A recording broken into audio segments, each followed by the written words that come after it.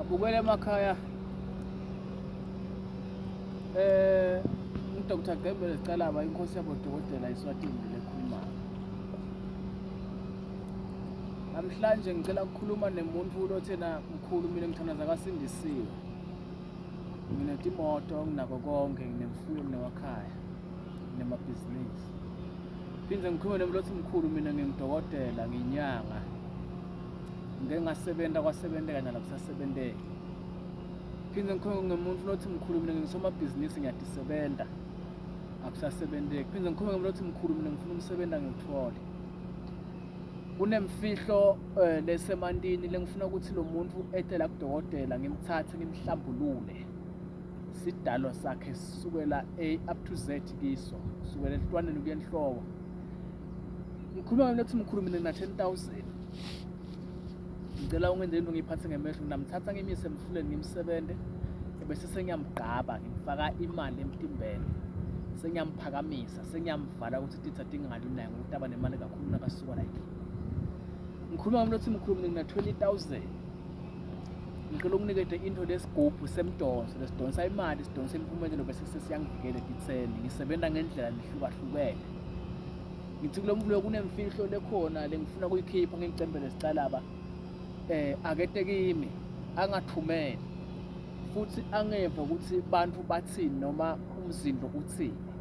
Akalalele inhliziyo yakhe ukuthi ithi Dr. Gcembe akaya ayewendani. Inkosi yabodokotela lekhulumayo.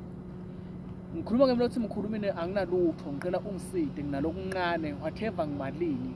Angikhuluma ngale lo 10 nalo 20 nalo ketule imali engiyibali leyo. Ngikhuluma ngemuntu othi mkhulu mina ngifuna suka sambe wena. Ngifuna mina mkhulu into etawusebenza njengesethwalo kodwa ngifuna ukuthwala. Noma athi mkhulu mina ngifuna sethwalo lesitakwenza ukuthi njinge ngimchayele ngimkhandele. Wonke lothi ufuna Dr. Gcembe akete kimi ngimside. Ngitholakala mina elwandle kodwa na ungena kimi ungena enhlambeni. Inombolo yami ngilele yatiwako ledume nje emhlaba wonke lethi 76183035 noma 79920698. Unenzo ngitawuyenda kulabantu labatawufika kudokotela kusukela babona le video utitsele ushiye konke utitsele ukuthi ngifuna ukuya kudokotela ngifuna ngiside. Kunenzo ngitakwenzana kunemfihlo lesemantini ngoba emanti ayinto lehluke kakhulu emhlabeni. Kuba khona kwawo kuphila silwane kuphila abantu kuphila kwakhiwa indlu kwanto yonke into. Kunespirit ke lesilapha emantini engifuna ukusithatha mina ngisifake la kulo muntu abese lo muntu siyaphumeza uyasitakala noma ngabe uthi ufuna kwenteke kungenteki kwenteke ini kuwe kodwa kimi ngidakondela ngitholakala khona enhlambeni.